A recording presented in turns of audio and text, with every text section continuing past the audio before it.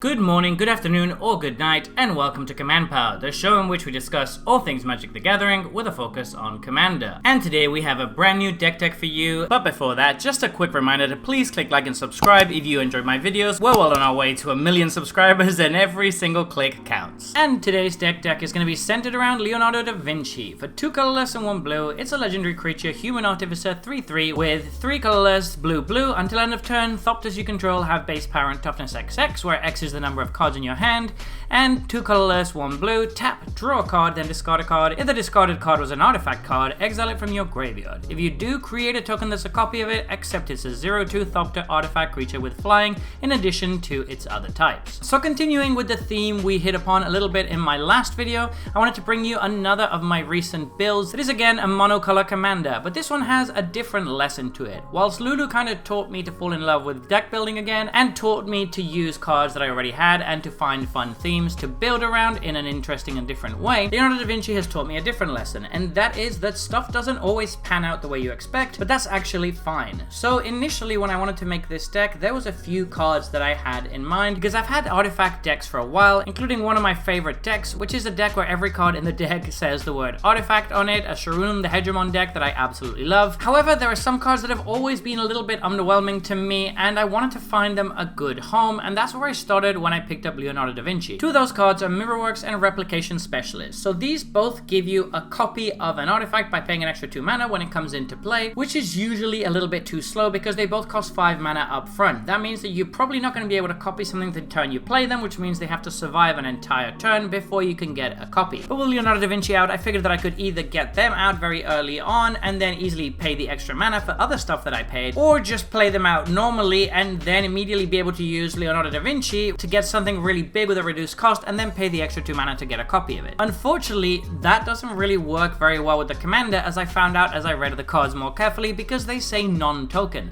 That means that it's not really going to function very well with Leonardo at all, because often the stuff you're going to want to be copying is expensive stuff that you've got out for cheap as a token. So those are 2 cards I ended up cutting. Another example of a card that I early on figured out didn't really work, that I'd wanted to find a home for, was Darksteel Juggernaut. Now usually I like this, but it is very slow and not having any evasion is not great. However, I reasoned that with Leonardo Da Vinci, I would get a copy that had flying and could come down for very cheap while still being indestructible. The problem, of course, is that after reading how Leonardo works carefully, you don't actually copy the stats setting ability on the Darksteel Juggernauts, so it would just be a 0/2 indestructible, which is very, very underwhelming. So this just kind of illustrates that sometimes as you want to build decks around pet cards or interesting cards, you might run into issues. However, I still kept on and continued building the deck, and I'm very, very excited to test it tomorrow for the first time, because I think it's still going to be a really sweet deck, so I do want to bring the list to all of you. And we're going to start off with Ancient Stone Idol. This is really sweet with Leonardo Da Vinci. We can get it out for very cheap, and it dies into a 6/12, which is obviously fantastic, and hard casting it isn't that hard anyway. Auton Soldier is great to get out early. If we get copies of something really good, we can just start attacking and make even more copies of it, which is really solid. Cyberman Squadron is a great way to finish the game in this deck and can come down for very cheap with our commander. Beautiful Replicator is a really powerful effect, because with just 1 extra mana when it comes in, we can get a copy of a token we control, and we're making lots of cool tokens in this deck. Forensic Gadgeteer is going to work very well since we're playing so many artifacts, and it makes clues very cheap to sacrifice, but also we have a couple of ways to turn Leonardo Da Vinci into an artifact, so this can actually reduce his cost as well. Foundry Inspector, Joyous Familiar, and Supply Llama are all very good cards that reduce the cost of our artifacts. Gra's Unstoppable Juggernaut is a great finisher in the deck by turning all of our small creatures into huge 5/3s. Kappa Cannoneer is also very good because if we make a copy with our commander, it's still very hard to remove by virtue of having Ward 4, and it can still grow because it maintains the trigger for playing artifacts. Loyal Inventor is really solid in the deck because our commander lets us loot, so even if you just put the card on top of your library, you then get to immediately draw it with Leonardo. Marvin Murderous Mimic is another copy of our commander, and we do have a couple of other creatures with activated abilities in the deck too. Master of Ethereum shouldn't be looted away with our commander because it has a star that doesn't work with it, but it's fine to hard cast and buff all of our small artifact tokens. Master Transmuter is probably my favorite art on any Magic card ever. I just love this chippy art, and I think it's still really solid in the deck. Obviously, we're not going to be bouncing the artifact tokens we make with our commander, but we can still bounce amounts of other stuff to great effect. Memnock is incredible if we cheat it out for cheap with our commander. We can start taking control of people's stuff and it can be really annoying. Meteor Golem is great to hardcast or great to make a token copy of. Mere Battlesphere is a really solid one that provides a bunch of bodies even if we use it with our commander. Ornithopter of Paradise is some nice ramp that can also get buffed by our commander's ability. Padim Console of Innovation protects all of our stuff, and since our token copies retain their mana value, it should be easy to draw cards with this. Not only that, but we have a couple of ways to make our commander or even Padim artifacts at instant speed, which can protect them. Pentivus is great because it relies on counters to gain its power and toughness, which means that it's going to actually be bigger than normal when we cheat it out with our commander. Phyrexian Metamorph is a very flexible card that can do all sorts of good things for our deck. Phyrexian Triniform is great to cheat out with our commander because we get a small creature that dies into 3/3/3s. Very solid. Psy Master Thopterist is great as a way to get a bunch of Thopters that can then be buffed by our commander. Sharding Sphinx equally gives us a bunch of Thopters as we deal combat damage. Shimmer Dragon can use all of those 0/2 tokens we're making to draw us a bunch of cards. Thought Monitor is great both on hardcast and when used with our commander. Thran Spider is a card that I really like. It does give our opponent some resources, but it's usually very easy to give this to an opponent that can't really use it, and we definitely benefit more off of it. Threefold Thunderhulk is really good to cheat out with our commander because again, its power and toughness are kind of based on the counters, so this actually makes it better to cheat out than to hardcast. Triplicate Titan, similarly to Phyrexian Triniform, is a really solid one to cheat out because it dies into good bodies. Vidalcan Engineer is a great ramp option because a lot of our cards are artifacts, so this can be a super powerful mana rock. Whirler Rogue is a great way to push through damage in the late game when we have big stuff and we want to get it through. And Wormcoil Engine is an all-star whether we hardcast it or cheat it out with our commander. For instance, Access Denied is obviously great because we synergize with Thopters a lot in this deck. Reality Heist should come down for very cheap and gives us excellent card selection. 3 Steps Ahead is really powerful because we definitely want to be copying our artifacts and creatures in this deck. This can be really solid at instant speed. Urza's Command is also very good. It can often just win you the game on the spot if somebody calculates damage and you suddenly give all of their stuff -2. Plus you can make a really big body at instant speed that you can then crack back with in the next turn. Moving on to artifacts, we have Crystal Skull Isu Spyglass. This is again great to cheat out or to pay for full cost. Darksteel Forge is amazing with our commander. It protects most of our board, and whilst there's a lot of board wipes that get around this kind of effect, it's still nice to have protection. Dreamstone Hedron is amazing when cheated out early on. Eldrazi Monument is a piece of tech that I really like in this deck. It comes in itself as a creature, which means it gives itself indestructible, which then means that it's kind of hard to remove. And since we're making so many tokens, it should be very easy for us to feed stuff to this. Liquid Metal Torque is great as a way to make our commander and other key creatures artifacts at instant speed. Machine God's Effigy is a really powerful effect in the deck, whether hardcast or used with our commander. Nexus of Becoming gives us a similar effect to what our commander is doing, so it's good to have a bit of redundancy. Patriarch's Seal is ramp that also doubles up as a way to reuse our commander. Planet Bridge is much better when you can cheat it out for cheap. It's still an expensive activated ability, but it's just so game breaking. Not to mention that being able to put it into play at instant speed helps us dodge a lot of removal for it.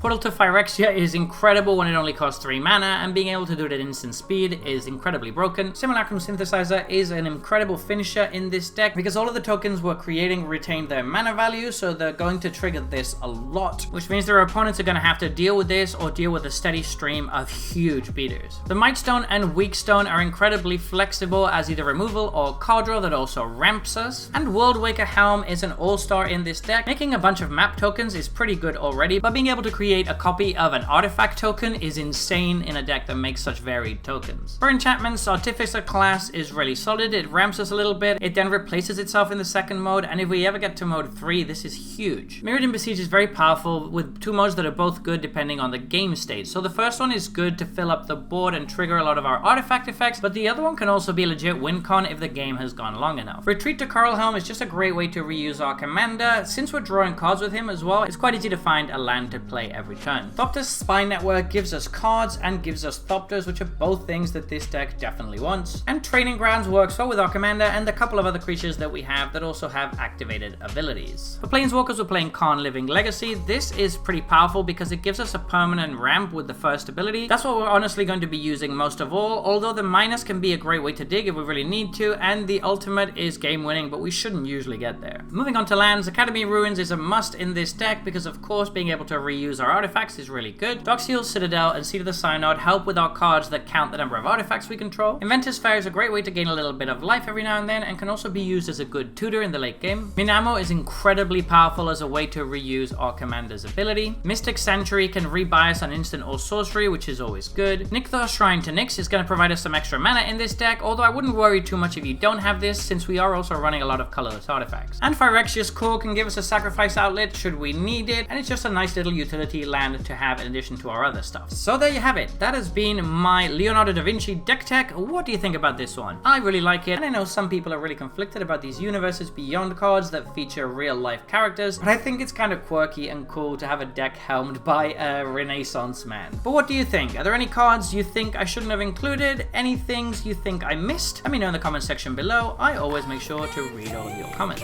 And if you enjoyed this video, don't forget to click like or subscribe. It really helps the channel. And until next time, take care.